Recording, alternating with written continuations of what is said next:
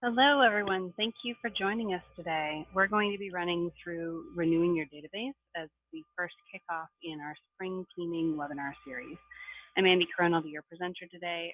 Quick few housekeeping items before we kick off. So first and foremost, you may have noticed I may have muted you if you joined the call unmuted. We more than welcome interaction during this webinar, but if you are not asking a question at the actual moment, please do keep yourself on mute just so that it's easy for us to hear and we don't have additional potential background noise. So let's go ahead and get this kicked off. So again, I'm Andy Carone. I'm a senior Marketo consultant with ReNu. Been in Marketo since 2012, and I am one of the leaders of the Chicago MUG. I like to keep my webinars really informal. So as we're running through, if you have questions that you don't want to save until the end, something you want to raise or ask right in the moment of it, please go ahead, unmute yourself and ask the question. I'd rather address it while it's relevant and top of mind instead of waiting to the end. Now, if you'd rather wait till the end or if you want to message me privately with your question, I'm more than happy to address those both at the end and post the webinar in writing. So I have chat up, but I may or may not be paying as much attention to it, given the fact that I'll be going through slides. But again, love to keep this interactive. You know, by no means feel the need to save your question till the end. All right, so let's kick off. So today we're going to be running through renewing your database. We've kind of themed this around different cleaning products, so hence the interesting spelling. Best practice is where we'll kick off. We're going to look at dumpster diving, dirty data prevention, and then finally we'll have time for Q&A at the end for anyone who would like to save their question until that time. All right, so let's start by talking about best practices inside of your database. I think one of the big things that is most frequently brought up is just, I don't have time to take care of my data, or it's hard to explain to my boss or to their boss or other stakeholders why this is important, what the value of spending time doing this would be, or what the potential loss of income or revenue might be if I did not. So we're going to start there. Essentially, the benefits of better data, and there's a whole litany of them, but some of the big ones are that it's really going to allow you potentially to save money. If you can purge people from your database that are just dead weight taking up space, you can potentially reduce your overall database size with Marketo, or you can free up space as you're adding new viable leads to not have to increase it. So this is hugely helpful. Marketo does tier its database sizes in, depends on which account type you have, but either 10 or 20K increments up to 100,000, and then from there it is larger chunks. But again, especially if you're a smaller database, this is a great way to cut costs. Obviously, it cleans bad data. So if you are pouring people into send campaigns, for example, and then using that total sent number to understand how your email performed, you're actually falsifying your data to your detriment. So removing the junk also should help improve your metrics, particularly as it relates to conversion. It will allow you to identify fake accounts. So less likelihood of being blacklisted for emailing honeypots and spam traps, things like that. Is really important to keep your database clean as you're going through this process to ensure that you're not potentially risking those types of things.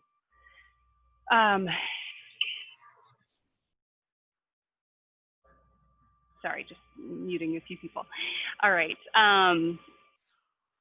Also, there is going to be data changes within your contacts, right? So according to Marketo, 70% of contact data will change or go bad within a year. And so regular cleanups is really needed to make sure that you're maintaining this. And finally, the cleaner your data, the better your lead segmentation and also potentially your content strategy will be. If you're able to highly personalize the email and content you're delivering, there's a much higher likelihood of that converting with your audience, but you can't do that with dirty data. All right, so I think the hard question is, if we understand why this can be so detrimental. Why is it so difficult to maintain a clean database? And I think there's 4 things at play here. The first is around ownership. Is it marketing database? Does the database belong to sales as it transfers into Salesforce? Is it the operational component or side of the business that should own the cleansing of the database, or is it the actual go-to-market deployment side of marketing that should do this? Prioritization. So I think that this really just comes down to, there are things that have to get out the door. There are things that happen, on a daily basis that are just a priority. And this can often get shelved or at least pushed to the bottom of the stack. I think there's also a lot of potential anxiety around removing or losing data, right? This idea that if I delete it, I might want it later, right? I think we all have this fear of purging in both work and in our own lives, right? If I take a bunch of things, to Goodwill and donate them, I'm going to need one of those things tomorrow or something. That sort of general idea. And then finally, I think confusion. And this one is probably the most pervasive, because it's, where do you even start, right? What do you start with? Where do you start? It's a very big job to look at from the outside when you first think about tackling it. So the first place to start is sort of the obvious low-hanging fruit, and this is duplicate. So there are system smart lists in place that allow you to identify duplicates by email address. You can also switch that to look by name. Several things to consider when you're merging duplicates. Without an additional plugin, toolset, assistance from Marketo, this is a manual process of deduplication, at least in the Marketo interface. Things you want to think about, duplication, scoring issues. If on any trigger you add the constraint reason not contains merge, this should overcome those. But you can see things triggering and sending that you don't want to post a merge, so something to be mindful of. Some systems do have intentional duplicates. I have seen it. It's not necessarily always the case, but if that's your system, you definitely want to check with the stakeholders who created those intentional duplicates before going through any sort of merging process. And then conflicting rules, compliance fields. So this you can get a little bit more into the weeds on, but you do want to think about it before you're merging things. If the 2 records have differing information, you have to go through all those differing fields, which Marketo will display at the time of merge. And then, do you go for the opt-in, or do you choose the record that didn't opt in? Which one is the viable one, which is the valid one, looking at timestamps. So you want to really have a overall agreement within your department, even if that's just you, documented on what wins in those cases, so that all merging is done in a uniform manner. You also want to make sure that you're not potentially overwriting, right, merging records onto each other that might have, let's see. So in the case of, let's say, companies that don't match, where there's 2 companies inside of Salesforce, for example, there can be problems with overwriting data that then cause issues down funnel. All right. So one of the other big things I see is all of these unmailable fields having a lot of inconsistency. So it's a good idea to understand how your organization to date has used marketing suspend, email suspend, blacklist, all of those, and make sure that you're moving forward using them for the same use case reasons, right? So marketing suspend always means X. Email suspend always means Y, right? You want to clearly define each of those. You can add more if you need them. So if you need a temporary marketing suspend or a sales contact marketing suspend or whatever that might be, you can add those into the system. You are going to have to maintain them via your own operational smart campaigns, But if the ones that are already there don't meet your needs, add more. Make sure you're utilizing that sister field called reason. So marketing suspend, reason, blacklist, reason. Some systems I've seen have these and others don't out of the box, and I'm not sure why. But if you don't have them, go ahead and add them. They're very useful to understand what the reason for, let's say, marketing suspend or email suspend was. And then I also really encourage using a system time date token to populate either into the reason field, so the reason was X on this date, or creating a tertiary email suspend date field that you can then leverage to understand when they were suspended via email, when they were marketing suspended, etc. This is really useful when you're backtracking to understand the how and why and not just the what of it. You can also go through a process of identifying inactive. So in this case, the not filters are going to be your friend. And I look at this as thinking about all the different trackable ways that I can potentially engage someone with the brand, and then reverse engineering that, right? So they didn't click a link on a web page. They didn't come through, let's say, a form, whatever. I do not, in my not list, include bot or what might be potentially bot activity. So opens, clicks, etc. I instead use my program status not changed or changed but wasn't one of these particular statuses to think about that. So in that case, really my approach here is more around looking for true engagement. And then at the program level, I'm avoiding those bot clicks by looking not for clicks, link, and email, but visits the web page, and then the web page is the one that was linked via the email, those types of things. So if they clicked this ETA, they're going to get a success status in that send, and that would be accounted for in his smart list. You also want to think about when they were created. So obviously you don't want to delete someone who's just created yesterday and maybe hasn't had a chance to engage. If your company is purchasing leads or uploading lists of leads, let's say from webinar partners or syndication partners, you may want to also think of those as a lead source and not include those here, because the reality is they may have engaged recently, but not in a trackable way. And then finally, you can think about building segmentation so you can understand who is 30 days out, 60 days out, 90 days out, et cetera, from having engaged, and then have a regular strategy around purging some of those longer tail inactive timelines.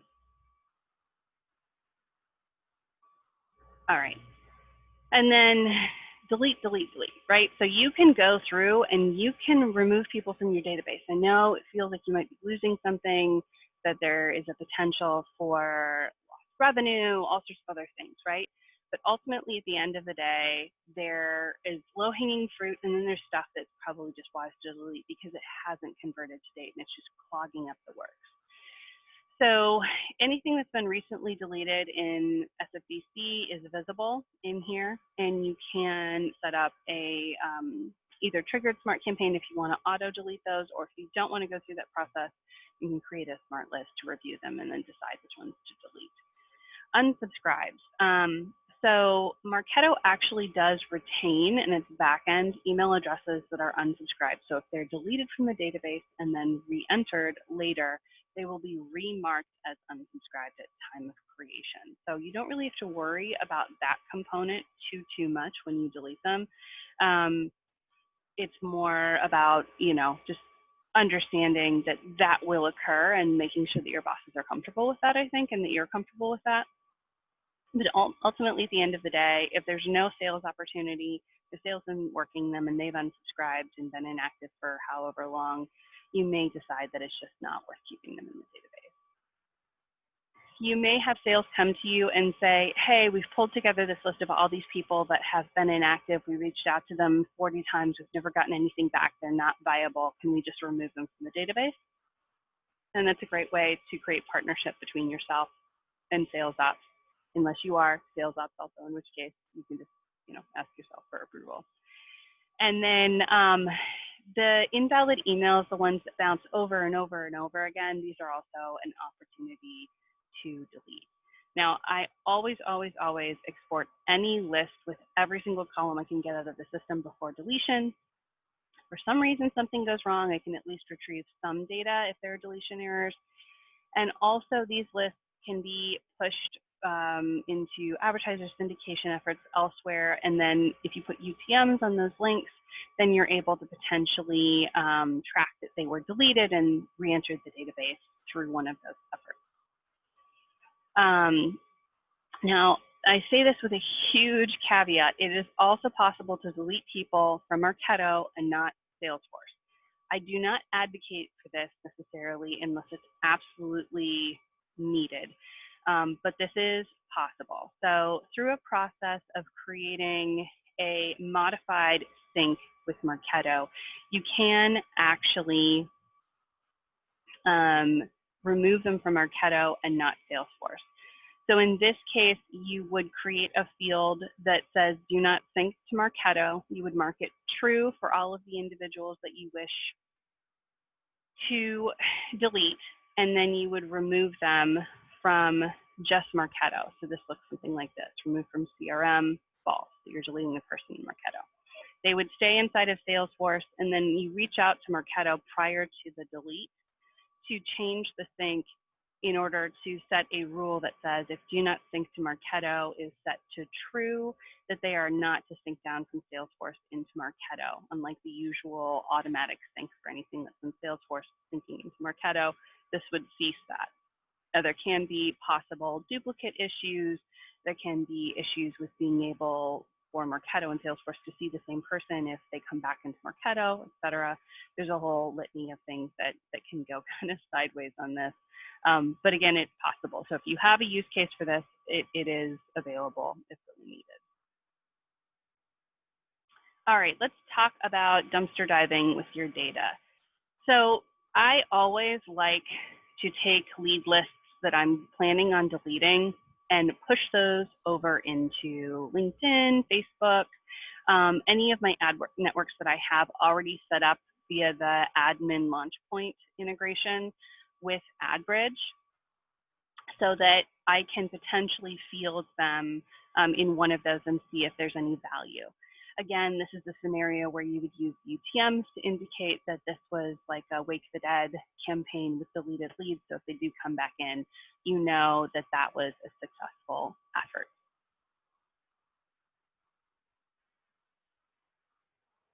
You can also go through a process of doing email verification before you delete. So you may get a whole litany of emails that come back as undeliverable, invalid, just junk, right? So this may identify some within your system that looked like they were good and weren't, and also quite a few that just are junk. Now this is a sampling of some of the top performers according to G2. There's a whole litany of other ones, and many of these run at quite an affordable rate of like a penny per verification. So these are not particularly break the bank tools, and they're often things that you can use via webhook elsewhere in your system upon creation to also allow you to keep a cleaner database moving forward. You can also use data enrichment and verification services. Now these are a little bit different in the sense that they're not just verifying whether or not the email will soft bounce, hard bounce, or deliver. These are actually looking at verifying the information as it exists. So these are useful for scenarios where you're getting lead bombs, for example, where you've gobbledygook in the first name, last name, people putting in Mickey Mouse as a name, that type of thing. I will highlight quickly service objects. They have a really interesting webhook that I find to be useful and quite affordable that allows you to check first name, last name against, and also company name against this sort of parse it through like a junk detector, right?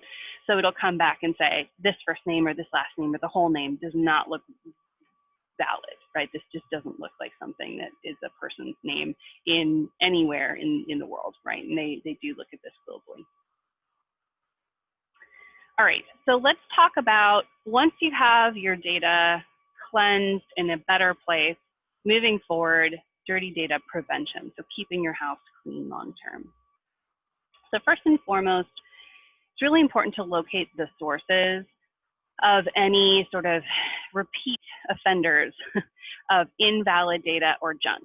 If you're consistently getting junk through your forms, it might be time to update your fields. And this is something we'll cover for form health later on in the series.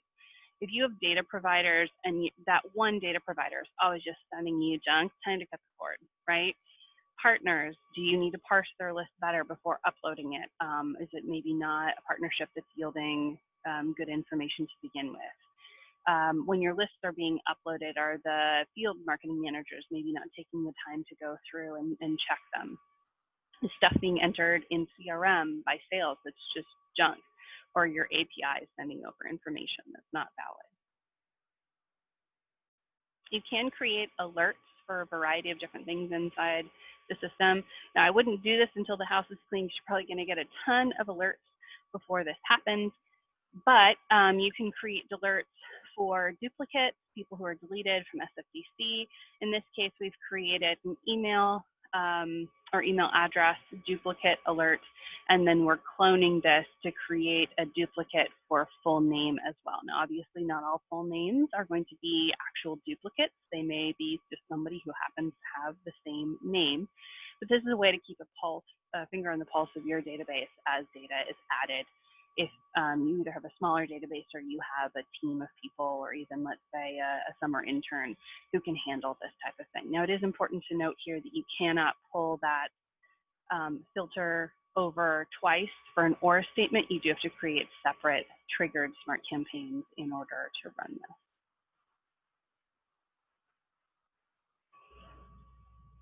If you empower sales to give you good data, you will get a lot more from them than if they feel like they have to put in notes somewhere else or change things. So I've had a lot of salespeople in the past that I've worked with that would go in and modify someone's name to indicate that they were no longer at the company, or do not contact, right?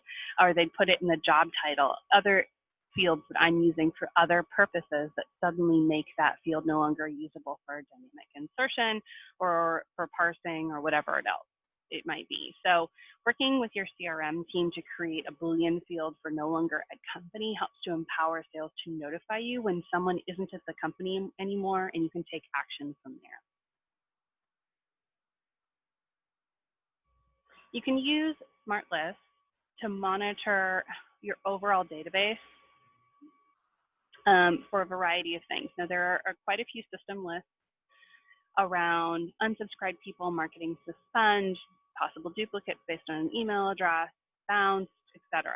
You can also build smart lists for someone who's soft bounced, let's say 2 or 3 times in a period of time, your inactives over a period of time. And this can be done inside of either your smart lists here, or you can also do it within an operational program, not in the database, if you're going to then take action on them and you don't want to reference a smart list that is outside of your program. Normalize your data. So you can take 2 approaches here. One, you can normalize by using pick lists instead of text fields for entry points of data into your database. This is list uploads, this is form fields, right? There's a whole variety of places that might come in. If you don't have the luxury of that, or if you have a lot of outdated or old legacy data that would not apply to a new field created or a new modification to a field type, you may need to normalize. So in this case, you would be looking, this is an example of country, there's a whole litany of things you can normalize, but normalizing your data will mean that you have a much smaller set of values to parse through when you're trying to then synthesize that data for usage elsewhere. So this is an example of normalization of country just for UK, America, and Canada. All right, let's spend a little bit of time talking about segmentation. Segmentations are a wonderful way to provide a lot of transparency into your data and understand what you have to work with, where it's working, where it's not working, etc. So, oh, that's funny. This somehow clipped itself. Well, apologies for the guy being clipped, but essentially what we're looking at here is segmentation allowing you to look at groupings. So for example, we could create a segmentation around that country field that we were just looking at and say, okay, I want to group by region. So anyone who is in any of the EMEA countries that we're working with goes in an EMEA segmentation. Anyone who's in North America, so US, Canada, Mexico, goes into that North American segmentation, and so on and so forth. The thing that I love about segmentations, but also something to consider, is you really can only have one segment or one member in each segment per the segmentation. So someone can't be in EMEA and North America, which is great for that use case. But for some other use cases, when you're kind of thinking around how you're going to do it, it doesn't necessarily work so well. So you couldn't necessarily have a segmentation around blacklisted, marketing suspend, unsubscribe, email invalid, because someone could be all four of those things, right? And so in that case, you're going to want to think about maybe having a segmentation that is more about mailable versus unmailable.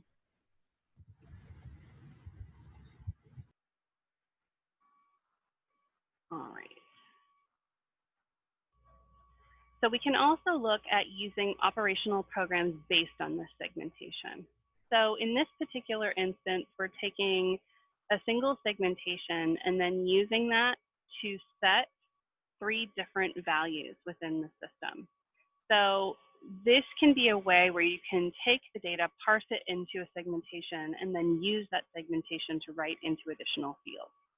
One of the only downsides, in my opinion, about segmentations is that while they create fields inside of Marketo, those fields don't then obviously roll up into Salesforce. So if this is information that you want to also have available inside of Salesforce, you would need to create the Salesforce fields, write into them using the segmentation data. But this is a great way to take what would be normally a very complex process and kind of simplify it down.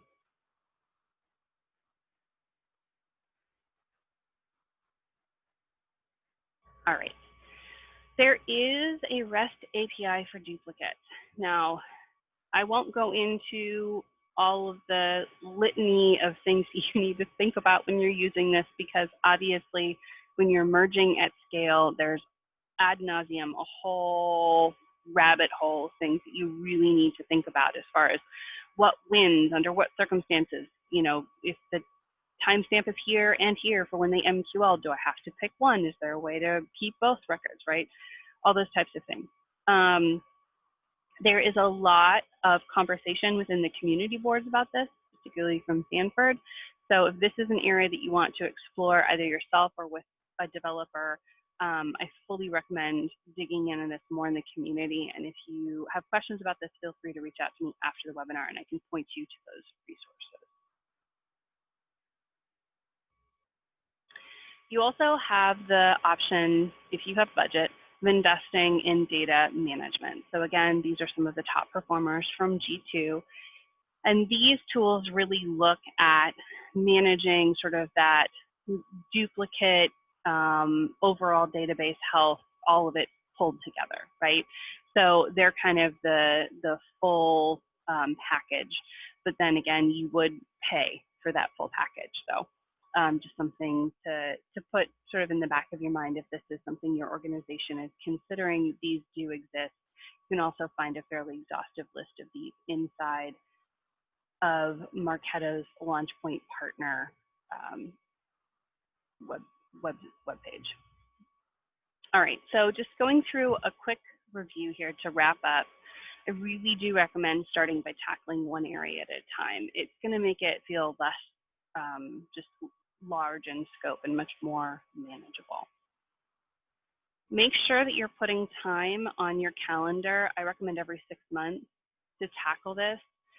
Obviously, there are things you can be doing to automate and set up in between to keep it cleaner over the interim period, but really, I think every 6 months is the most reasonable amount of time to wait. More than that, you start running the risk of really having junk data that's again, like starting at the beginning if you're waiting longer.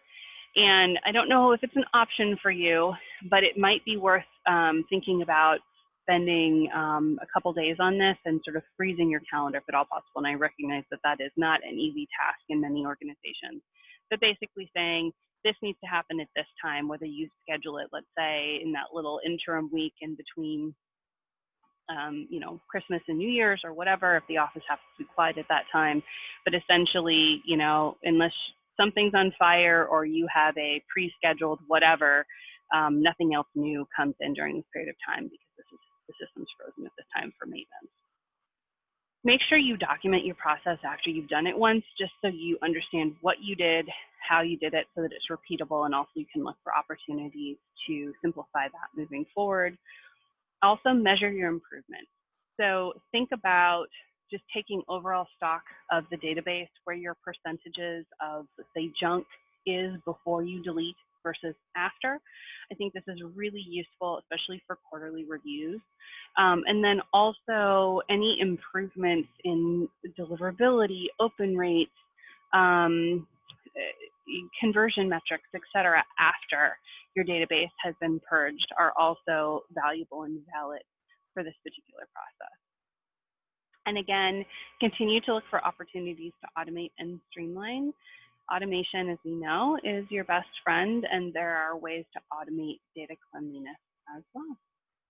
All right, so we'll jump to Q&A right now. Feel free to unmute yourself if you've got a question, or you can throw questions in the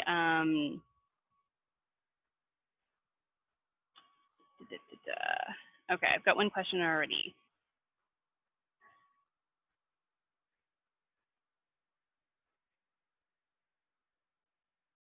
So should you mark someone as unsubscribed before deleting them if there's a chance you'll get a new list to import into your database with some of those deleted people who didn't actually unsubscribe themselves on it?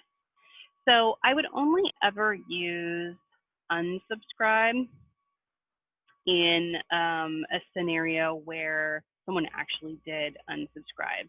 If you're looking to track people who are deleted and then return to your database, unsubscribe is the only field that would come through as sort of a returning field.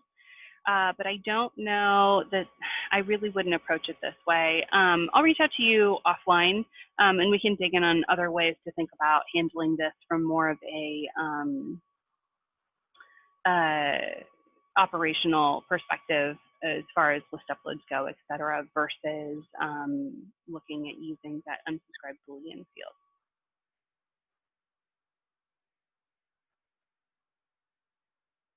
All right. Anyone else have any other questions, thoughts?